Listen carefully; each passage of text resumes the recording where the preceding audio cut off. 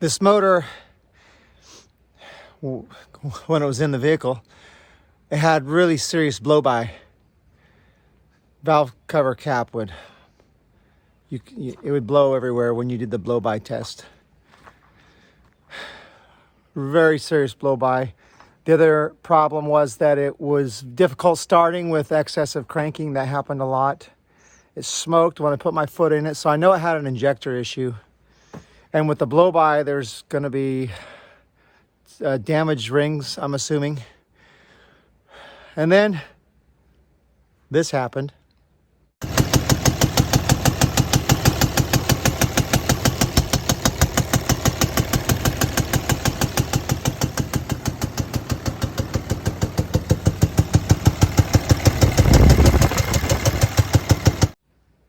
So this motor's toast, and it's only got 220,000 miles on the vehicle. It's 2003 Dodge Cummins. That don't seem like very many miles for a 5.9 common rail engine, but that's what it says. So we're gonna take it apart. We'll see what's wrong with it. Gonna take out the batteries. Gotta pull it first, of course, but batteries come out. The air box, which was right here, comes out. The air tube right there comes out. And then this whole front radiator assembly. I took the condenser off. I took this top cross support off. These are my AC lines. I just took them off. This O-ring, I'll have to replace that O-ring. The intercooler pipes came out. There's the turbo. Batteries, airbox, intercooler pipe on this side. And there was the intercooler that sits right here. Intercooler sits right here, and then the condenser, AC condenser, sits on that. This side I just have just the air tubes out and the battery. Well, there she is. There's the motor. So making some progress. Getting this fan off. You need a fan shroud tool. I actually made a couple tools. I think it's a 27 millimeter that takes the clutch fan off. And I use this one to hold the bolts in place and it comes off. Got a little stash of parts over here in this old barn. There's all the parts.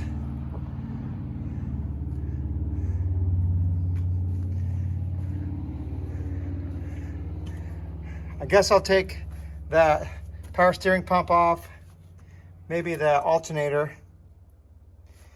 I might even take this cross beam out. It's bolted there. At one time it was cut right here.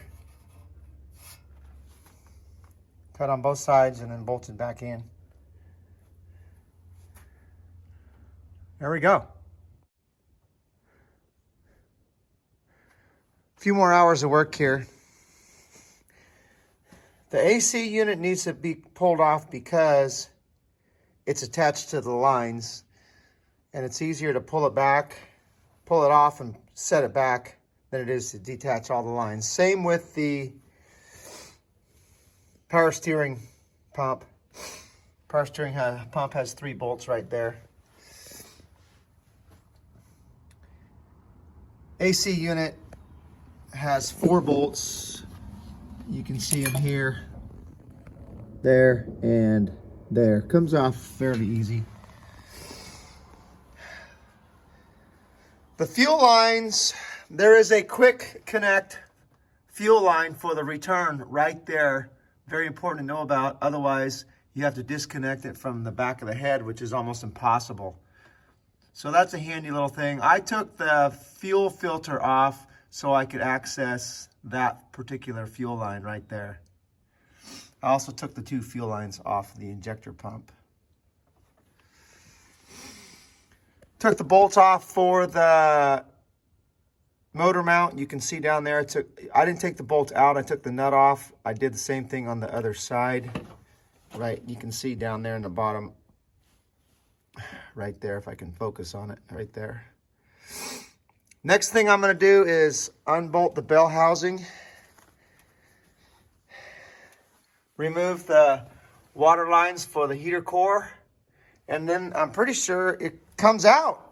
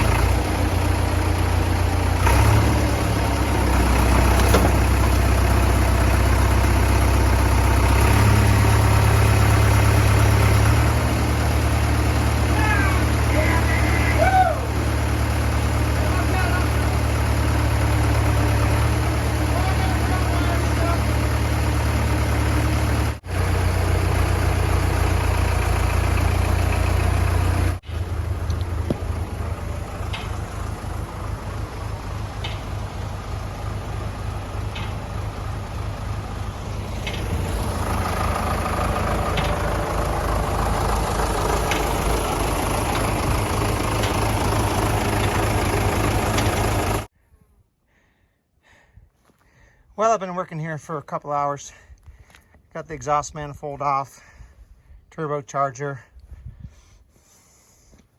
This right here is an oil cooler. I pulled the injectors out, push rods,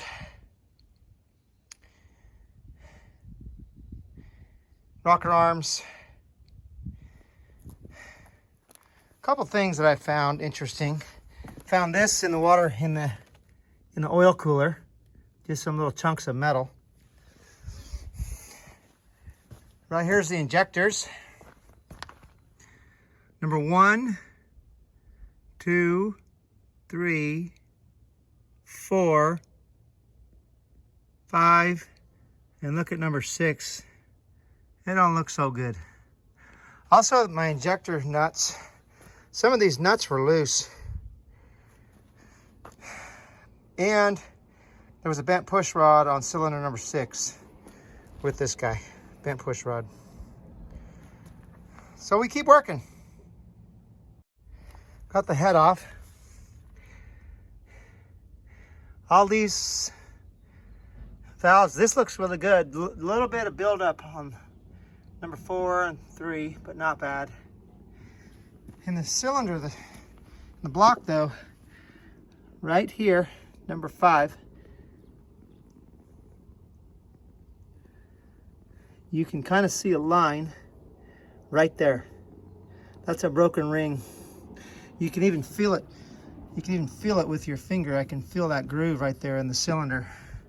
So number 5's got a broken ring, and that's probably where my blow-by has been coming from. We'll check the other cylinders. Okay, got you a little update. I got everything tore apart here. All of these rod bearings look pretty sound. There's no scoring. I didn't notice any scoring on the crank or on the connecting rod. Pistons are out. 1 through 6. First 2 broken rings are piston number 3. Those are compression rings. And then on piston number 5, there was 2 broken compression rings. Pretty crazy. That's why I had so much blow-by. Probably lost a lot of compression too. Now we're checking on the crank journals next.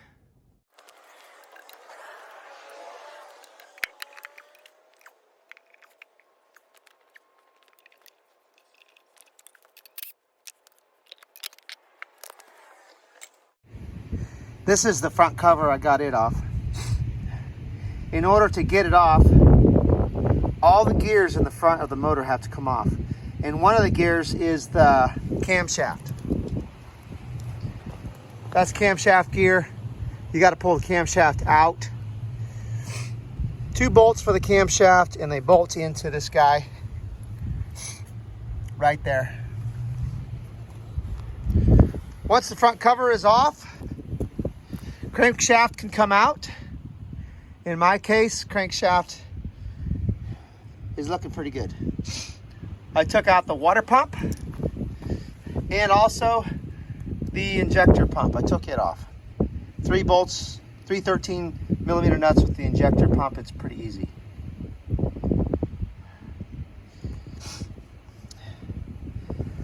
The culprit of the whole problem, 3 broken rings. These little old baby parts right here. It's supposed to be 3, there's 6.